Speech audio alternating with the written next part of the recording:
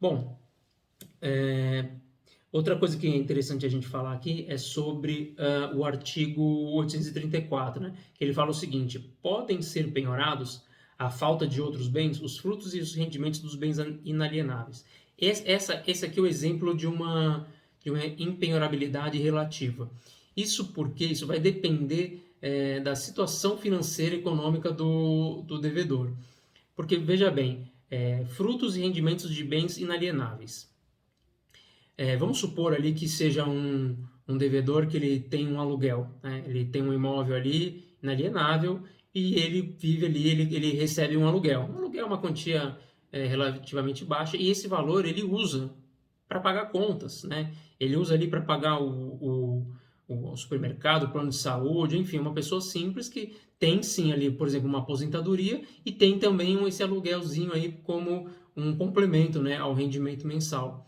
Então, nesse caso, ele vai ser impenhorável, né? Porque é uma pessoa que precisa, necessita daquele valor. Agora, se for uma pessoa que esteja, um devedor que esteja numa situação financeira mais confortável, que tenha um padrão mais elevado, eventualmente esses valores aqui eles poderão ser penhorados, tá? Por isso que é chamado aqui de uma penhora relativa, né? De uma impenhorabilidade relativa, perdão.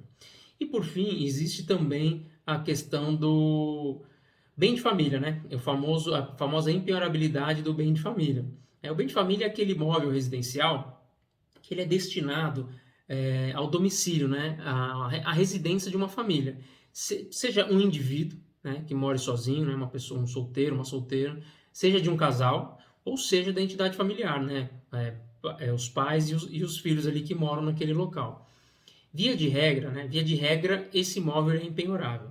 Mas também a lei que trabalha, que fala sobre esse assunto aqui, sobre a impenhorabilidade do bem de família, é a Lei 8.009, de 29 de março de 1990. E o que diz essa lei aqui? Ela fala exatamente sobre a impenhorabilidade desse imóvel residencial, que nós acabamos de falar, mas ela também prevê as suas exceções.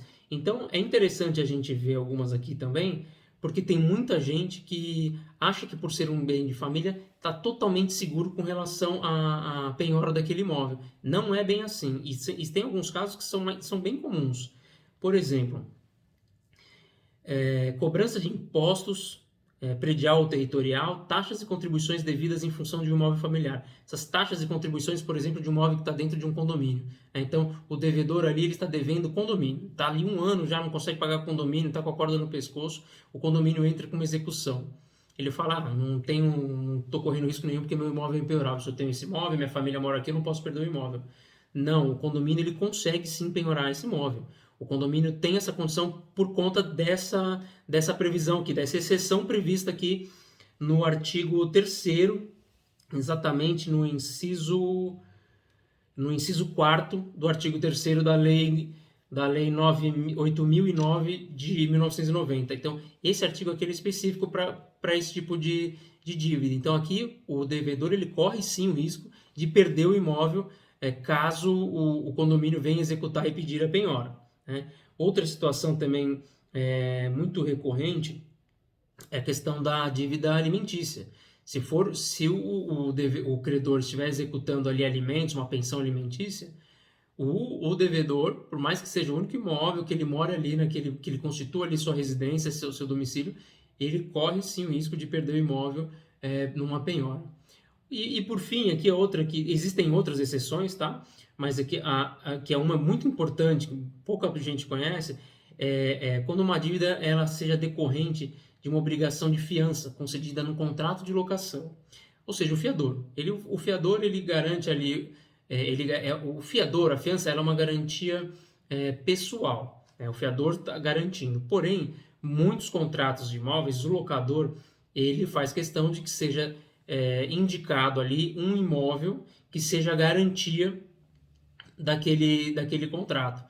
Se esse imóvel for indicado como garantia, esse imóvel ele perde essa capacidade de impenhorabilidade, por mais que seja um imóvel que seja bem de família. Então, nesse caso, que também muito cuidado para quem for assinar ali um contrato, uma fiança, né? Quem for assumir esse encargo de fiador, muito cuidado, porque nesses casos também o fiador pode perder ali o imóvel dele, mesmo não sendo ele o devedor. Bom, isso aqui é um pouquinho do que eu queria passar para vocês sobre esse tema. Se você gostou, dá um like aqui no vídeo, curte aqui o nosso canal, se inscreve aqui no nosso canal e fique com a gente na próxima. Um abraço.